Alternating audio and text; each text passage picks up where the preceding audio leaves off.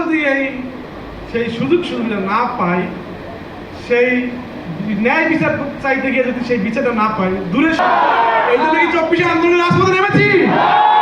আমরা তো ভাই কিছু চাচ্ছি, আমরা কি আপনাদের কাছে কিছু চাচ্ছি?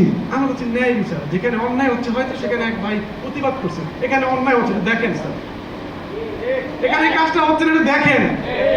এই এলাকার মানুষ দীর্ঘদিন যাবত নির্যাতিত ছিল, দেখেন আমরা তো সেগুলো তুলে ধরছি। মাদকের অভয়ারণ্য চলছে, পুলিশ নির্বিকার, অসংখ্যবার থানায় বলা হয়েছে, পুলিশ কোনো কাজ করতেছে। খুবই দুঃখের বিষয়।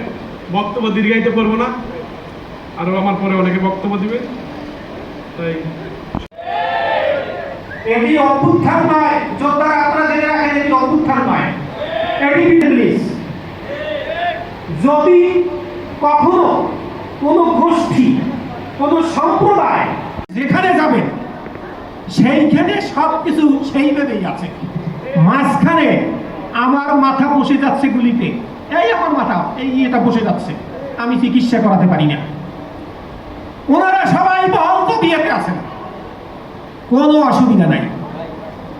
আপনারা সরকারি কর্মকর্তারা এখানে আছেন, আপনাদের কাছে আমরা যখন যাই তখন কি করি? সালাম দিয়ে যাই, এইভাবে দাঁড়াই,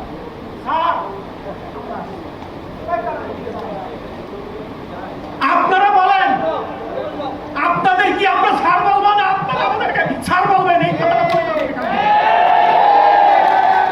আপনারা শোনেন, আমাদের দেশটা কি গণপ্রজাতন্ত্রী বাংলাদেশ না? মালিক কারা দেশের? আমরা জনগণ, আমরা দেশের মালিক। এইখানে যে 5 জন কর্মকর্তা বসে আছেন, আপনারা পাবলিক সার্ভেন্ট। আমি যখন